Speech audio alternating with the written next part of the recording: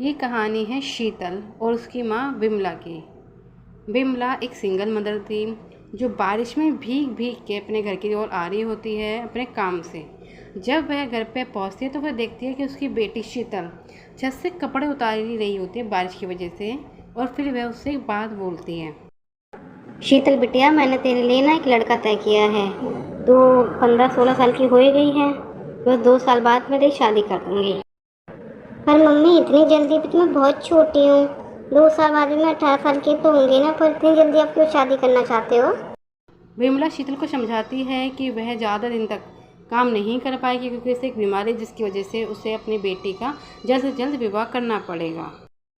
विमला की एक आदत थी, वह रोज़ सुबह काम पे जाने से पहले एक नदी के पास जाके अपने मन की जो भी बातें होती थी वह किया करती थी। एक दिन वह बातें कर ही रही होती है।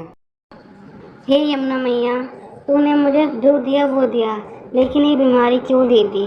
अब मैं इस बीमारी के चलते अपनी बच्ची को, सिर्फ भी फूल सी बच्ची को किसी के भी हवाले करना पड़ जाएगा। विमला की बातें वहाँ पे खड़ा सुरेश सुन रहा होता है और वह फिर उनसे बोलता है।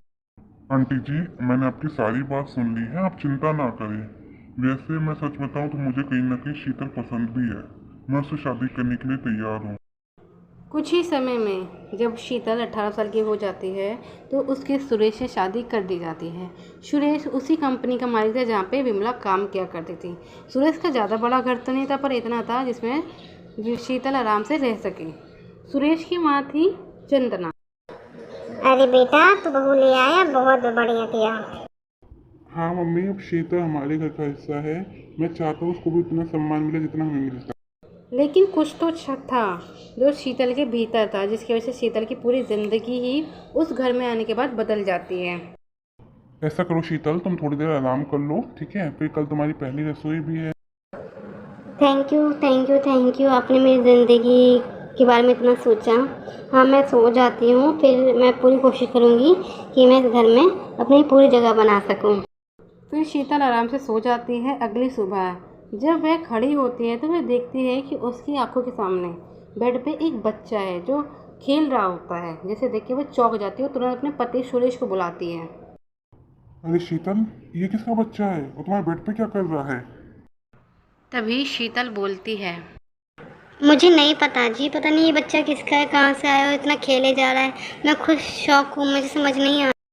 फिर शीतल और सुरेश लेके वह बच्चा बाहर के एरिया में आते हैं जहाँ उनकी सास भी होती है। तो वह बोलती है। अरे शीतल, सुरेश, ये बच्चा किसका है? कहाँ से लाए तुम लोग? और इतना हंस क्यों रहा है? कौन है ये बच्चा? क्या चल रहा है ये सब?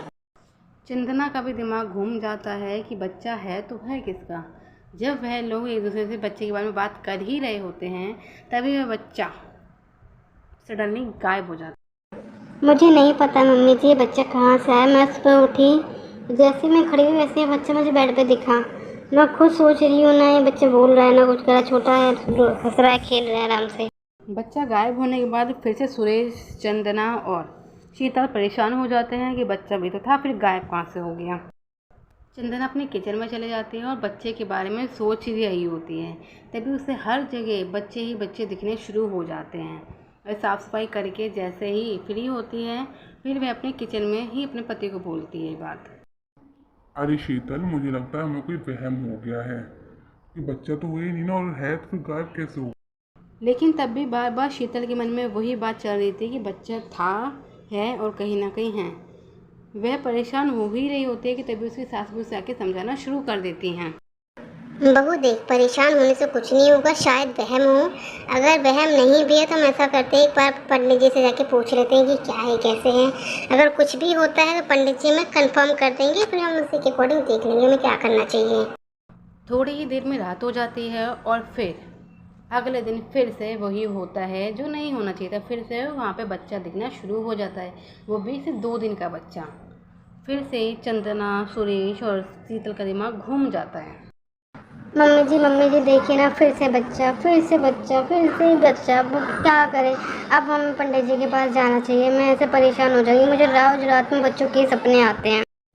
हाँ हाँ बेटा, लेकिन तुझे सपने क्यों आ रहे हैं बच्चे के? तूने कोई वरदान मांगा था क्या, या कोई बात है जो तू मुझसे छुपा रही है तो बता।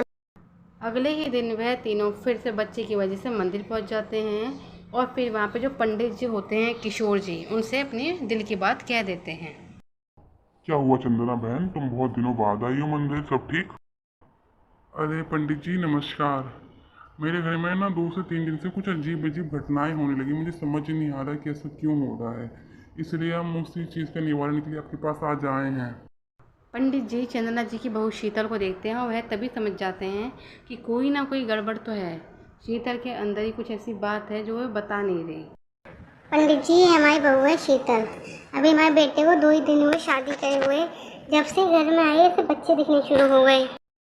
पंडित जी मुझे बिल्कुल भी याद नहीं आ रहा कि मैंने क्या सपना देखा था, कि अब मैंने कोई वरदान मांगा है कि नहीं, या मैंने कभी किसी भगवान से कुछ मांगा है कि नहीं, पर मुझे सपने आ रहे हैं। कुछ समय बाद पंडित जी उन्हें बोलते हैं कि 2 दिन बाद एक हवन होगा।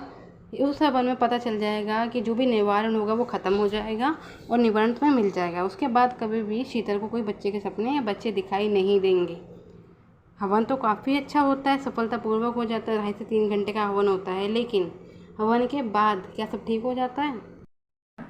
शीतल बेटा, अब तो परेशान मत हो, सब ठीक रहेगा, ठीक है। और पंडित जी ने कर दिया है ना हवन।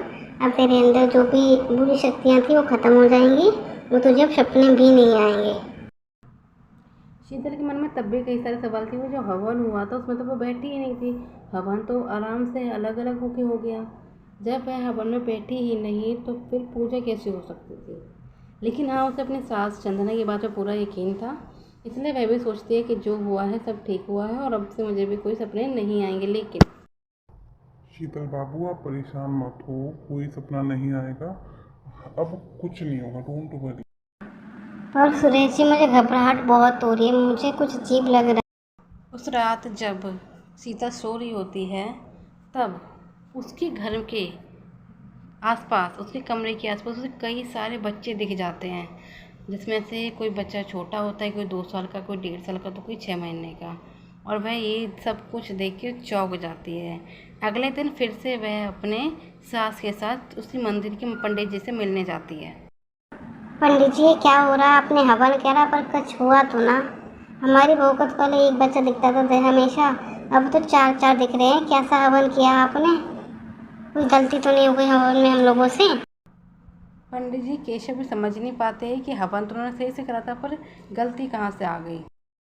हाँ पंडित जी, मुझे सपना भी आया कल रात, और जब मैं सुबह उठी तब मैंने कम से कम 4 से 5 बच्चों की छवि अपने आसपास देखी। मुझे समझ नहीं आया कि ये क्या था, और वो बच्चे तुरंत गायब भी हो गए। शीतल बिटिया ऐसा तो होना संभव नहीं है, तो शायद कहीं ना कहीं कमी रह गई होगी हवन में। तुम रुको, मैं ध्यान करके आता हूँ। फिर पंडित केशव जी वहाँ पे अपने जाके ध्यान करने लगते हैं और शीतल और चंदना बाहर ही खड़े हो जाते हैं। थोड़ी ही देर बाद जब केशव जी आते हैं तो फिर बोलते हैं, मुझे लगता है चंदना बहन, मैंने जो हवन किया था वो मंदिर में किया था, इसी की वजह से जो हवन है वो असफल हो गया। मैं सोच रहा हूँ इस बार का जो हवन है मैं आपके घर पे करूँगा, ताकि जो भी नेगेटिविटी होगी आपके घर से वो खत्म हो जाएगी घर से ही। हाँ पंडित जी, आप ये बिल्कुल सही कह रहे हैं, क्योंकि घर में ही प्रॉब्लम हो रही है ना मुझे। थोड़े समय बीतते हैं और फिर वह घर पे ही हवन कर देते हैं। हवन पूरे दिन का होता है, जिसकी वजह से पंडित जी हों, शीतल हों या चंदना जी हो, सब थक जाते हैं। हवन ख़त्म होने के बाद वह लोग पंडित जी से अपने मन में जो भी बात होती है वह कहते हैं। केशव जी, अब तो कोई दिक्कत नहीं होगी ना घर में? पहले भी हवन हो गया, दोबारा हवन हो गया।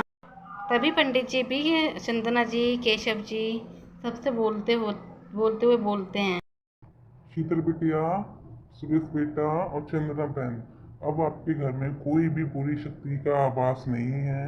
अब आप लोग चैन से घर में रह सकते हैं। अब शीतल बिटिया को कोई सपना नहीं आएगा। पंडित जी आपका बहुत बहुत धन्यवाद। आप नहीं जानते कि आपने हमारे सर से कितनी बड़ी चिंता खत्म कर दी है।